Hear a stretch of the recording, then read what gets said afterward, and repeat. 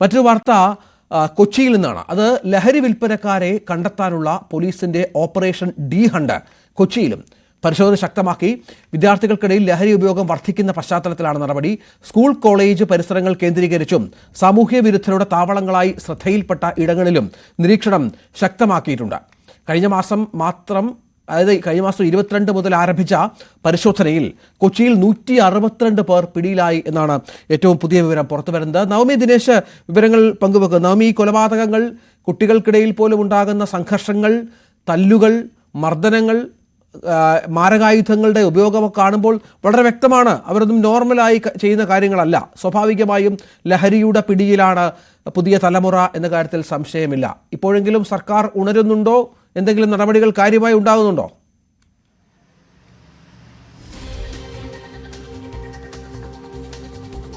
Ranjith, operation D hunt അത് ഈ ലഹരി ഉപയോഗിക്കുന്നവരെ അല്ലെങ്കിൽ ലഹരി കൈമാറ്റം ചെയ്യുന്നവരെ കണ്ടെത്തി പിടികൂടുന്നതിന് വേണ്ടിയിട്ടുള്ള പോലീസിന്റെ തന്നെ ഒരു പദ്ധതിയാണ്. പക്ഷെ അത് എത്രമാത്രം ഊർജിതമായി നമ്മുടെ കേരളത്തിൽ നടക്കുന്നു എന്ന് ചോദിച്ചാൽ അതിന് ഉത്തരം പറയുക അല്പം സംശയമായിരിക്കും. കാരണം അങ്ങനെ ഊർജിതമായി തന്നെ ഈ ഒരു പരിപാടി നടക്കുന്നുണ്ടെങ്കിൽ, അല്ലെങ്കിൽ ഈ ഒരു പദ്ധതി അല്ലെങ്കിൽ ഈ ഒരു പരിശോധനയൊക്കെ നടക്കുന്നുണ്ടെങ്കിൽ, എന്തുകൊണ്ടാണ് ഓരോ ദിവസം കഴിയുന്തോറും ഈ ലഹരി ഉപയോഗിക്കുന്ന വിദ്യാർത്ഥികളുടെ എണ്ണവും അത് കാരണം ഉണ്ടാകുന്ന കേസുകളുടെ എണ്ണവും, കൊലപാതകമായിക്കോട്ടെ, തർക്കങ്ങളായിക്കോട്ടെ, അത്തരത്തിലുള്ള ആക്രമണ സംഭവങ്ങളുടെ എണ്ണം വർദ്ധിക്കുന്നത് എന്തുകൊണ്ടെന്നാണ് ഇവിടെ ഏറ്റവും പ്രധാനപ്പെട്ട ചോദ്യം.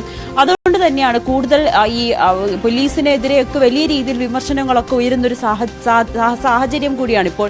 ഇതിന്റെ അടിസ്ഥാനത്തിലാണ് പരിശോധനകൾ ശക്തമാക്കുവാനായി തീരുമാനിച്ചിരിക്കുന്നത്. ഇതിന്റെ ഭാഗമായി സ്കൂളുകൾ, കോളേജുകൾ എന്നീ പരിസരങ്ങളും ഒപ്പം ഒഴിഞ്ഞു കിടക്കുന്ന ഇടങ്ങളിലും അവിടേക്കാണ് കൂടുതൽ ലഹരി കൈമാറ്റമൊക്കെ നടക്കുന്നതെന്നുള്ളൊരു റിപ്പോർട്ട് കൂടി ലഭിക്കുന്നുണ്ട്. ഇതിന്റെ അടിസ്ഥാനത്തിൽ ഇവിടെയൊക്കെ പരിശോധന ശക്തമാക്കാൻ പോലീസ് തീരുമാനിച്ചിരിക്കുന്നത്. ഇതിന്റെ അടിസ്ഥാനത്തിൽ കൊച്ചി സിറ്റി പോലീസിന്റെ നേതൃത്വത്തിൽ ശക്തമായിട്ടുള്ള പരിശോധന, അത് രാത്രികാലങ്ങളിൽ പെട്രോളിംഗ് അടക്കം ശക്തമാക്കാനാണ് തീരുമാനിച്ചിരിക്കുന്നത്. ഇപ്പോൾ ഏറ്റവും കൂടുതൽ കേസുകൾ റിപ്പോർട്ട് ചെയ്യുന്നത് അത് വിദ്യാർത്ഥികളിൽ ലഹരി ഉപയോഗിക്കുന്നു, ലഹരികൾ കൈമാറ്റം ചെയ്യുന്നു, പണത്തിനു വേണ്ടി അവർ ഇത്തരത്തിലുള്ള ആഡംബര ജീവിതത്തിന് വേണ്ടിയിട്ട് ലഹരി ഉപയോഗിക്കുന്നു എന്ന, ലഹരി കൈമാറ്റം ചെയ്യുന്നു, വിൽക്കുന്നു എന്ന തരത്തിലുള്ള വാർത്തകളാണ്. ഈ കുട്ടികൾക്ക് എവിടെ നിന്നാണ് ഈ ലഹരി എത്തിക്കുന്നത്, ഇതിന്റെ സോഴ്സ്, ഉറവിടം കണ്ടെത്തുക എന്നൊരു ലക്ഷ്യം കൂടിയാണ് പോലീസിന്റെ ഭാഗത്തു നിന്നും ഉണ്ടായിരിക്കുന്നത്. ഈ പിടിയിലാകുന്നവരെ മാത്രം പിടികൂടി കേസ് രജിസ്റ്റർ ചെയ്ത് അല്ലെങ്കിൽ പ്രായപൂർത്തിയായില്ലെങ്കിൽ അവരെ വിട്ടുകളയുന്നതിനപ്പുറത്തേക്ക് ഇതെങ്ങനെ ഉന്മൂലനം ചെയ്യാൻ കഴിയും, വിദ്യാർത്ഥികളെ എങ്ങനെ ഒരു ബോധവൽക്കരണം നടത്താൻ പറ്റും, മാതാപിതാക്കളെ ഏത് രീതിയിൽ അവബോധമുണ്ടാക്കണം എന്നീ കാര്യങ്ങൾ കൂടി വിശദമായി ചർച്ച ചെയ്ത് ആ രീതിയിലേക്കുള്ള ഒരു പദ്ധതി നടപ്പാക്കാനാണ് പോലീസിന്റെ തീരുമാനം. അതിന്റെ ഭാഗമായാണ് പരിശോധനകളും ശക്തമാക്കാനായി തീരുമാനിച്ചിരിക്കുന്നത്. 156 പേരാണ് അല്ലേ നവമി അറസ്റ്റിലായിരിക്കുന്നത്. 22 മുതൽ ഇപ്പോൾ ഒരു ഏതാണ്ട് ഒരു 10-15 ദിവസത്തെ പരിശോധന, 12 ദിവസത്തെ പരിശോധനകൾ ഇതിനകം നടന്നു എന്നാണ് മനസ്സിലാക്കേണ്ടത്. ഇതിനകം തന്നെ ഈ 156 ആളുകൾ പിടിയിലായി, 162 ആളുകൾ പിടിയിലായി എന്ന് പറയുമ്പോൾ അത് കൊച്ചിയിൽ മാത്രമാണത് ഗൗരവതരമായി കാണേണ്ടതാണ്. ഇത് എവിടെ നിന്നൊക്കെയാണ് ഇവർ പിടിയിലായിരിക്കുന്നത്? സ്കൂളുകളുടെ പരിസരവും കോളേജുകളുടെ പരിസരവും ഒക്കെ സ്വാഭാവികമായും കാണുമല്ലോ.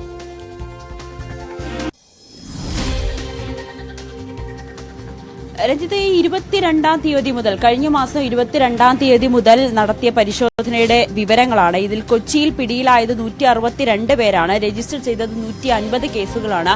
ഇവരെല്ലാം കൊച്ചി പരിസരങ്ങളിൽ താമസിക്കുന്ന, കൊച്ചി നഗരത്തിൽ താമസിക്കുന്നവരും ഇവിടെ വന്ന് പഠിക്കുന്ന വിദ്യാർത്ഥികളും കോളേജ് വിദ്യാർത്ഥികളുമൊക്കെയാണ് പോലീസിന്റെ കണക്ക് പ്രകാരം. ഇവരൊക്കെ ഇപ്പോൾ ഒരു ഏജന്റുമാരായിട്ടാണ് പ്രവർത്തിക്കുന്നത്. ഇവരിൽ നിന്ന് എവിടെ നിന്നാണ് ഇവർക്ക് ഇത്രയും വലിയ ലഹരികൾ കിട്ടുന്നത്, അല്ലെങ്കിൽ ഇത്രയും ബൾക്കായി ലഹരി എവിടെ നിന്നാണ് കിട്ടുന്നതെന്നൊക്കെ കണ്ടുപിടിക്കേണ്ടതുണ്ട്. ഇതിലൊരു ചെറിയ ആളല്ല, 1-2 ആളുകളല്ല ഇതിൽ ഉൾപ്പെട്ടിരിക്കുന്നത്. വലിയൊരു മാഫിയ സംഘം തന്നെയാണ് നമ്മുടെ കുട്ടികളെ പിടിമുറുക്കിയിരിക്കുന്നത് എന്നൊരു നിഗമനത്തിലാണ് അന്വേഷണ സംഘം എത്തി നിൽക്കുന്നത്. അതുകൊണ്ട് തന്നെ കൂടുതൽ ആഴത്തിലേക്ക് പരിശോധിക്കാൻ, കൂടുതൽ ആളുകളിലേക്ക് പരിശോധിക്കാൻ, കുട്ടികളെ അല്ലെങ്കിൽ അവരുടെ മാതാപിതാക്കളുടെ, അവരുടെ സുഹൃത്തുക്കൾ, അവരുമായി ബന്ധപ്പെട്ട് നിൽക്കുന്നവരെ എല്ലാം അവരുടെ ഒരു നിരീക്ഷണ വലയത്തിൽ വെച്ച് ഇവർക്ക് എവിടെ നിന്നാണ് കൃത്യമായി ഈ ലഹരി എത്തുന്നത്, എവിടെ നിന്നാണ് കൈമാറ്റം ചെയ്യപ്പെടുന്നത്, എത്ര രൂപയാണ് കൊടുക്കുന്നത്, അങ്ങനെ ഒരു രീതിയിലേക്ക് ഈ പട്ടിക തിരിച്ച് അല്ലെങ്കിൽ ആ രീതിയിലേക്കുള്ള ഒരു അന്വേഷണത്തിലേക്കാണ് പോലീസ് കടന്നിരിക്കുന്നത്. ഇതിൽ വിദ്യാർത്ഥികൾ, ഇപ്പോൾ രജിസ്റ്റർ ചെയ്ത കേസുകളിൽ വിദ്യാർത്ഥികളുണ്ട്, ചെറുപ്പക്കാരായിട്ടുള്ള യുവാക്കളുണ്ട്, യുവതികളുണ്ട് എന്നുള്ളതാണ് ഏറ്റവും പ്രധാനപ്പെട്ട കാര്യം. പോലീസ് പലപ്പോഴും പരിശോധന നടത്താത്ത ഒരു കൂട്ടം ആളുകളാണ് ഈ വിദ്യാർത്ഥികളും ചെറുപ്പക്കാരും ഒക്കെ. ചിലപ്പോൾ പ്രത്യേകിച്ച് വിദ്യാർത്ഥികൾ അത് തന്നെയാണ് ഈ മാഫിയ സംഘം ഉന്നം വെക്കുന്നത്. വിദ്യാർത്ഥികളുടെ ബാഗുകളിൽ അല്ലെങ്കിൽ അവരുടെ കയ്യിലൊക്കെ ലഹരി സൂക്ഷിച്ചു കഴിഞ്ഞാൽ പോലീസ് പലപ്പോഴും അത് പരിശോധിക്കില്ല, കുട്ടികൾ എന്നുള്ളൊരു ഇളവ് നൽകുന്നു. ഈ ഒരു മുതലെടുപ്പ് തന്നെയാണ് ലഹരി മാഫിയ സംഘങ്ങൾ ലക്ഷ്യമിട്ട് അവരിലേക്ക് ഈ പണം നൽകി അല്ലെങ്കിൽ അവരിലേക്ക് ഈ ലഹരിയുടെ വ്യാപനം വർദ്ധിപ്പിക്കാൻ കഴിയുമെന്നൊരു നിഗമനത്തിലേക്കാണ് ഈ ലഹരി മാഫിയ സംഘങ്ങൾ എത്തി നിൽക്കുന്നത്.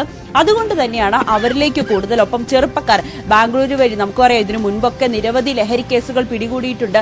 അതെല്ലാം ബാംഗ്ലൂർ വഴി അല്ലെങ്കിൽ ബാംഗ്ലൂരിൽ നിന്ന് വരുന്ന ബസ്സുകളിലൂടെയാണ് ഇത്തരത്തിലുള്ള ചെറുപ്പക്കാർ ഈ ലഹരികൾ എത്തിക്കുന്നത്. അങ്ങനെയാണെങ്കിൽ ആ രീതിയിലുള്ള ഒരു പഴുതടച്ചൊരു അന്വേഷണത്തിലേക്ക് കടക്കാൻ കൂടിയാണ് അന്വേഷണ സംഘം തീരുമാനിച്ചിരിക്കുന്നത്. പക്ഷേ ഇത് എത്രത്തോളം ഫലവത്താകുമെന്ന് നമുക്ക് നോക്കിക്കാണേണ്ടിയിരിക്കുന്നു. ശരി, നവമി ദിനേശാണ് വിവരങ്ങൾ പങ്കുവച്ചത്.